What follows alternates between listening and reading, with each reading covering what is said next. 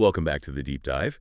Today we're tackling a really fascinating piece of source material. It's this 100-minute narrative, and it dives deep into the journey of ONPASSIVE and its leader, Ash Mufareh.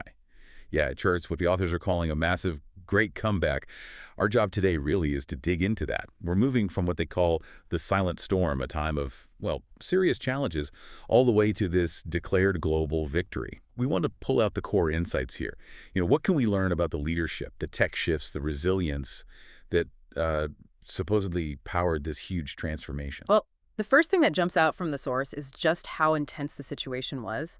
The narrative paints ONPASSIVE as like under siege. You've got pressures from apparently government interference, heavy competition from global tech players, and just this constant stream of criticism, questioning if the whole thing could even work. So not your typical startup hurdles then. Definitely not. It sounds more like a fight for survival, forcing them to totally reinvent themselves. Which brings us to the key question the source tries to answer, right? What were the actual internal strategies? What tech changes let them turn that quiet period, that public withdrawal, into what they claim was a technological revolution? Okay, let's get into that first phase, the silent storm. The source describes this environment of chaos, market doubt, Right. lots of external noise. But instead of, fighting back publicly, the response was strategic. They went quiet, worked behind the scenes. Right, but not just hiding. The narrative stresses they were actively strengthening the foundations. Things like boosting security, working on AI systems, trying to rebuild trust. Preparing for this great comeback. The source even quotes Mufareh saying something like, victory is not built in comfort, it's built in persistence and resilience.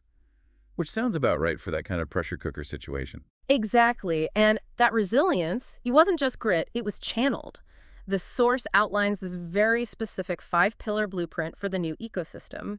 The idea was to make the comeback essentially bulletproof against the old problems. Okay, so what were these pillars? The first one was foundational, unifying platforms, basically merging everything, all the products, into one seamless system. Get rid of those clunky, separate logins and experiences. Makes sense. Better for users, easier to manage, I guess. What about pillar 2? Pillar 2 was all about advanced security systems, and this is important, understanding the tools they mention. O-Verify was for secure identity, creating a trusted network, fighting fraud, and then O-Virtual. The source describes this as their own hardened, cloud-based defense system designed to block cyber attacks, and apparently that became really critical later on. Okay, so security wasn't just a feature, it was core, built in from the start. What came next? Pillar 3. Global payment freedom. This meant a serious re-engineering of their O-wallet. The aim was ambitious. Truly secure, fast, borderless transactions, basically trying to get around the usual international payment headaches. Right, which are a huge barrier for global businesses, especially smaller ones. Yes. Then pillars 4 and 5 focused on the smarts and the spirit. Pillar 4, AI automation, everywhere. The idea was every tool had to have AI baked in. Smarter decisions, more personalization. Not just AI for the sake of AI, but actually powering the tools. Yeah, that's the claim. And finally, pillar 5, community empowerment. Really fostering this idea of shared success, collective wins, turning users into, advocates, a movement almost. Okay, so this is where the narrative really shifts gears, right? The silence breaks, Ecosystem 2.0 is unveiled, and the source is adamant. This was a total reinvention, not just an update. Yeah, this was supposed to be the big reveal. The moment they proved the critics wrong, they launched this suite of new products, communication, collaboration, marketing tools. Let's break those down. What were the highlights? Okay, so you had OConnect 2.0. Described as for high-end, real-time global communication. Supposedly better latency stability than existing big names. Competing with the giants there. Absolutely. Then for collaboration, OPure and OChat. These were AI-powered, meant to help with summarizing meetings, managing tasks, that kind of thing, automating workflows. And the marketing intelligence piece, that's usually expensive stuff. Exactly. That was a key part. They introduced ODit and OTracker. OTracker especially was positioned as democratizing high-level analytics, giving users powerful AI insights into campaigns, user behavior. The kind of data big companies rely on. Right, and that tied into their e-commerce platform, OShop, giving sellers those advanced tools too. So the source argues this launch wasn't just about tech, it was a psychological win, changing the narrative from Struggling startup to tech leader on the rise. That's the narrative, yes. It shifted perception. But how did they prove that leadership status, according to the source? It wasn't just about launching products. Right. What was the evidence? It seems the evidence was resilience under fire. The source details how, right after the launch, they apparently faced major coordinated cyber attacks. And the fact that their defenses, especially that O virtual system we talked about, held up. That was presented as proof. Proof the new system was robust, secure. Okay, so surviving attacks became a validation. And navigating legal challenges, too. The narrative mentions significant hurdles, likely from competitors. Winning those, or at least overcoming them, while staying focused on their mission, lifting humanity through technology, that's how the source frames their leader status. It was about executing under extreme pressure. Which leads us to the moment they actually declared victory. The official announcement wasn't just, hey, new software. It was framed as a full-blown revolution, right? Completing that initial blueprint. Exactly. And they rolled out key integrations to back that up. The big user-facing one was the unified dashboard, single login, access everything. Huge usability improvement. And the O-wallet piece, making payments actually work globally. Yes, crucial updates there. The source mentions instant withdrawals, support for multiple currencies, addressing major pain points for international users, which ties back to that global payment freedom pillar. So smoother user experience, better financial tools. And underlying it all, those sophisticated AI analytics, now accessible through that unified dashboard, not just for marketing, but broader business intelligence for companies and individuals. Which connects back to the people empowerment angle, doesn't it? Absolutely. The whole victory, as the source positions it, wasn't just for the company, it was for the users. Giving everyday people access to these top-tier AI tools, smart marketing, collaboration, secure payments, without the massive enterprise cost. Lowering the barrier to entry for the global digital economy. That's the core argument. Making tools usually reserved for, Fortune 500 giants, available to an entrepreneur anywhere. And the narrative emphasizes this global reach. Stories from different continents. Yeah, it does. It highlights how the ecosystem supposedly gave people in Africa, Asia, Europe, the Americas the tools to launch businesses. Lots of anecdotal stuff about founders using OShop and OTracker successfully. It's an interesting strategy for dealing with competitors, the giants. That quote from Mufara, "We don't compete, we create. While others copy, we innovate." It's quite bold. Very bold. It suggests they're aiming to carve out new spaces rather than just fight for market share. And the growth model, based on that quote. The source claims it was mainly community-driven. Word of mouth, founder passion, not big marketing budgets. That's the narrative push, yes.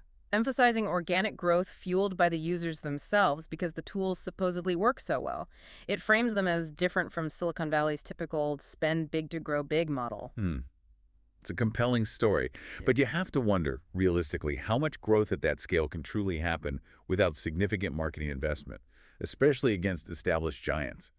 Does the source offer hard data on that, or is it more about the culture? It definitely leans more towards the cultural narrative, framing it as a strength, a result of genuine empowerment from those core pillars, especially unification and community empowerment. The idea is the system sells itself because users become advocates. Okay, so accepting that premise for a moment, the narrative moves on to the wider impact, what they call the global ripple effect. Right. Beyond individual founders, the source points to several areas. Small businesses thriving because they suddenly have access to AI marketing tools like OTracker. Okay, what else? Nonprofits and NGOs using the platforms. Yeah. Apparently for better transparency, secure communications, wider reach. Makes sense if the tools are affordable and effective. And education. Government. Yeah, mentioned too. Students and educators getting access to AI learning resources, supposedly free or low cost. And governments exploring partnerships, leveraging the secure systems like O-Verify and O-Virtual for public services or data security. Interesting potential applications there. Yeah. Then the focus shifts back to leadership, doesn't it? To Ash Mufareh's legacy. It does. The whole comeback story is used to cement his image as a visionary and what the source calls a servant leader. Based on specific principles. 4 are highlighted. Integrity sticking to values. Innovation pushing tech boundaries. Inclusion empowering everyone, not just elites. And impact focusing on real-world change through technology. And the source makes some pretty big comparisons. It does. It places Mufara in the same sentence as figures like Steve Jobs, Elon Musk. But it tries to differentiate him. The key difference, according to this narrative, is the focus on collective success, on empowering the whole user base, not just building a corporate empire or personal brand. So innovation for accessibility, not just profit. That's the claim. That's the claim. So to kind of wrap up the core transformation for you, the listener, what's described is this highly structured journey. Strategic retreat under pressure, building a detailed blueprint focused on security and AI, and then launching this self-sustaining global network. A network that supposedly keeps evolving through AI, and crucially, that human collaboration, that community aspect. Resilience here isn't just luck, it's presented as the outcome of very deliberate planning and execution based on those 5 pillars. And the narrative ends looking forward towards what they term the unstoppable future. There's that final quote summing it all up. We have risen, we have overcome, and together we will build a future where technology serves humanity, not the other way around. It's a powerful closing statement. And that theme of overcoming massive resistance governments, tech giants, legal fights, it really stands out in this story. Which leads us to a final thought, something for you to consider after hearing this account. Yeah, how sustainable really is this kind of community-driven, unified tech ecosystem when its stated goal is to disrupt or displace systems run by some of the world's most powerful corporations and governments? The resilience needed for the comeback was one thing. But what kind of resilience, what new forms of resilience will be needed for that unstoppable future if they're constantly pushing against entrenched global powers? That's the question to ponder. We'll leave it there for this deep dive. All right, today we're going to break down the anatomy of a comeback. We're diving into the story ONPASSIVE laid out in a recent session, a narrative all about resilience, reinvention, and what they frame as a really hard-won victory. So everything really hangs on this one core idea from its founder. It sets the stage for a story that isn't just about cool tech, but about surviving and thriving under enormous pressure. This theme of resilience, it's absolutely central to everything we're about to unpack. So they kick off this story with a chapter they call The Silent Storm, and this describes a period of really intense behind-the-scenes struggle, a time when the company was apparently facing some pretty serious external threats. And what's really interesting here is how they frame who they were up against. According to the source, it wasn't just about typical market competition. No, this was a multi-front battle. They were dealing with government entities, massive tech giants, and just a constant storm of public criticism. So you'd think they might just collapse under all that, right? But no. The story goes that the company went quiet. Publicly, they kind of pulled back. But internally, the narrative claims a revolution was brewing. They were perfecting their AI systems, hardening their security, basically turning all that adversity into a chance to rebuild from the ground up. Now, this period of quiet rebuilding wasn't just random. It was all guided by the founder's new blueprint, a plan to transform ONPASSIVE from just another tech company into a full-on movement. And here, the source lays out the 5 pillars of that strategy. And the key thing to get here is that these aren't just separate goals. They're all interconnected parts of one big ecosystem. It covers everything from making platforms easy to use to empowering a whole global community. The goal was a complete redesign that was both innovative and, inclusive. Okay, so all of this groundwork, where does it lead? It all builds up to what the source calls the Great Comeback, and it's presented as the major turning point in the whole ONPASSIVE story. So after all that time working in the shadows, all that strategic planning, what was the catalyst? What was the one pivotal event that, according to this narrative, completely changed the company's trajectory? Well, here it is, the launch of the new Ecosystem 2.0. And the narrative is super clear on this. This wasn't just some software update. It was framed as a complete reinvention of the platform and its entire philosophy. This comeback wasn't just talk, right? It was backed by real, tangible tools. The launch showed off OConnect 2.0, AI-powered collaboration tools, smart marketing platforms, you name it. According to the text, this release wasn't just a win for their tech, it was a huge psychological victory that they say silenced critics and fired up their global community. And you can really see how this whole comeback story is framed as this classic underdog narrative. This next part is all about how the company claims it triumphed, even when facing these powerful, established giants.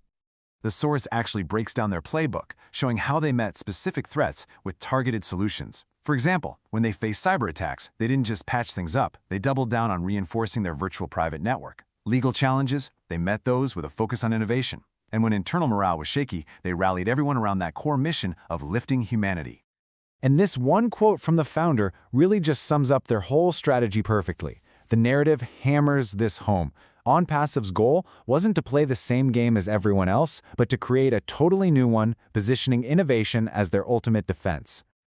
And this is where they really declared victory, at this huge launch event where, for the first time, the source says, the full integrated picture was finally revealed. A single dashboard, a working wallet, powerful analytics, it all came together to show off the vision they'd been perfecting during that silent storm. All right, so the final chapter of this whole narrative. It kind of pivots. It moves from being about a corporate win to a global one. The focus shifts from the tech itself to the impact it's supposedly having on people all over the world. They talk about this global ripple effect. The idea is that their ecosystem's tools started making waves in all these different areas, helping small businesses grow, helping nonprofits, and even getting noticed by governments.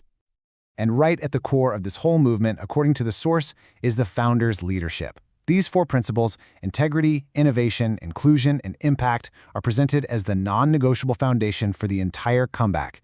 It's all about cementing that legacy. And this is a really crucial point. The way they tell it, this victory wasn't the finish line. It was the starting line for a whole new era. The comeback basically established what they call a self-sustaining global network, one that's ready to keep evolving.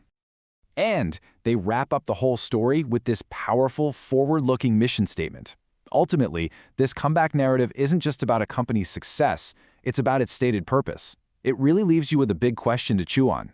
In an age of tech giants, can a company truly build a global platform that's centered first and foremost on serving humanity? It's a pretty compelling idea to think about.